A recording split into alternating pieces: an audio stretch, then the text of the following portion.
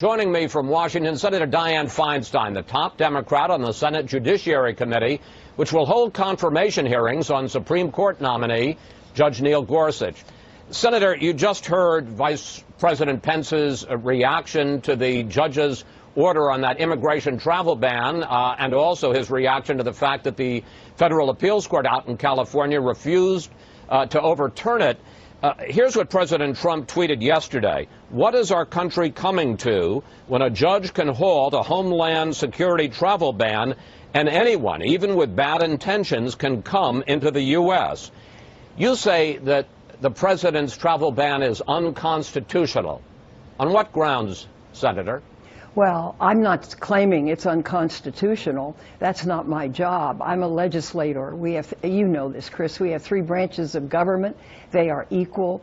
The federal court has a right to make a judgment whether a law or an order is lawful and constitutional, and that process has begun. As a matter of fact, I believe there's some 60 filings on various things the president has done thus far. So this is not something that is unusual, that is out of scope. It's very much within the scope of the three branches of our government: the executive, the legislative, and the judicial, providing oversight.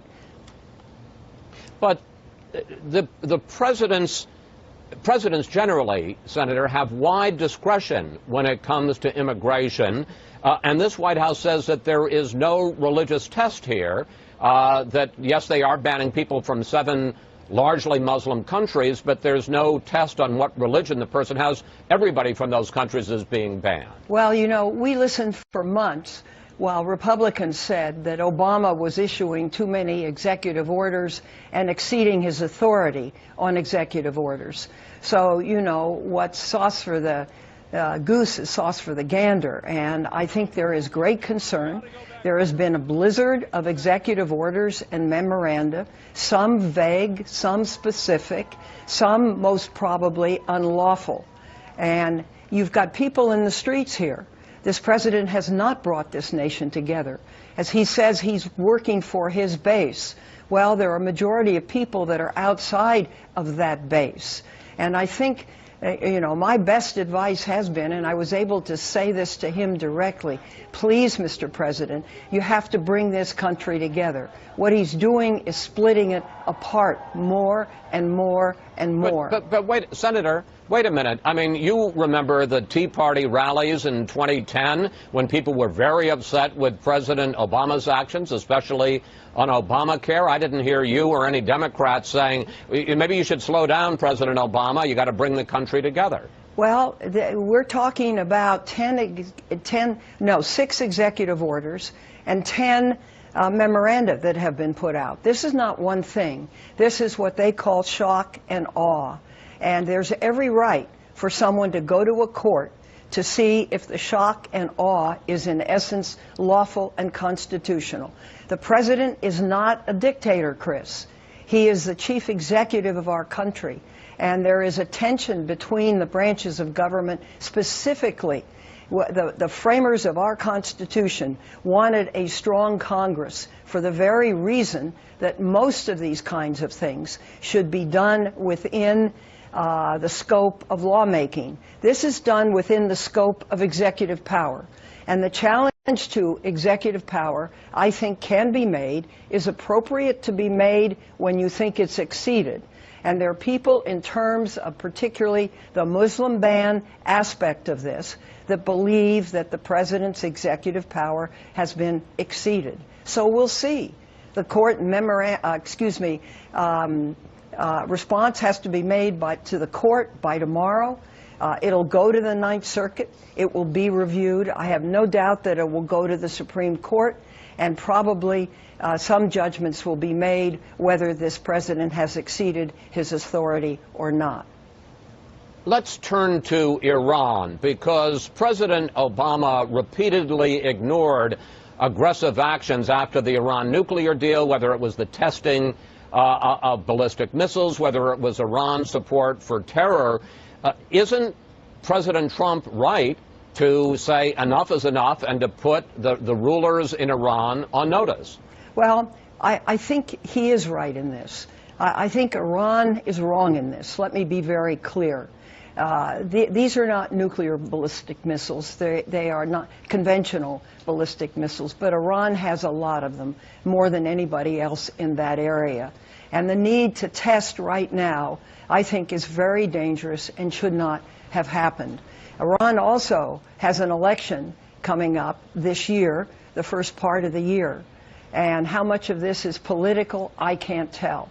Is it a mistake? Is it wrong? Yes. Now, the president has taken action with some sanctions, and we'll have to see if they have an effect. They are limited in their nature. But as you know, the National Security Advisor has said rather clearly that Iran is on notice. I hope there is no more than this. It is not going to benefit anyone for this kind of thing to continue. Senator, you're the top Democrat on the Senate Judiciary Committee, which will, of course, be holding the confirmation hearings on Judge Neil Gorsuch's nomination to the Supreme Court. In fact, you're going to be meeting with him tomorrow. And I want to ask you about Judge Gorsuch from what you've seen so far. I should point out that back in 2006, on a voice vote, you were one of the people who approved his confirmation to be an appeals court judge. Correct. But one of the questions is whether or not, even if he's more conservative than you, is he in the mainstream of judicial thought? I want to put up a quote from Neil Gatial, who was the former acting Solicitor General for President Obama. In it, he says, "I have no doubt that if confirmed, Judge Gorsuch would help to restore confidence in the rule of law." He says that Gorsuch, again, maybe more conservative, but he is a solid mainstream judicial pick.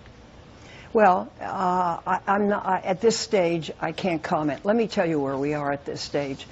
Friday evening, the questions went out from the committee to the nominee. I view the minority party's challenge to do a full and fair hearing, and to have the time to garner the facts, to really understand the history of this nominee. And we will do that. And I believe the chairman has given us the time to do this, and also believes that hearings should be full and fair. If as a product of this hearing, we make the decision that he is not in the mainstream of judicial thought, that there are some positions he holds which are, in fact, egregious. I do not know that at this time.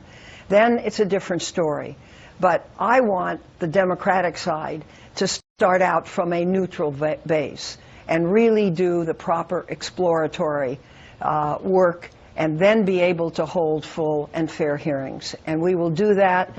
And then it's fair. I will make a conclusion, and I'd be happy to share it with you. But, Senator, I want to ask you, we have less than a minute left here.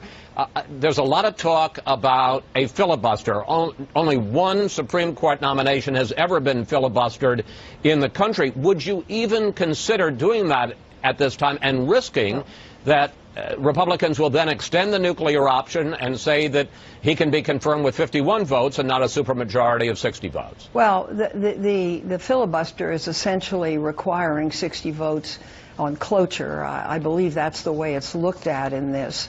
And I have no idea whether there are 60 votes now. And this is the one judicial appointment that does have that criteria, as you know. You know, looking back, one Senator? can certainly, yes? One can No, I was just going to say, we are going to have to break. I hate to interrupt you, but obviously we'll be following this story, and we'll see where it goes, beginning, as you say, of course, with the hearings. Thank you so much for joining us today, Senator.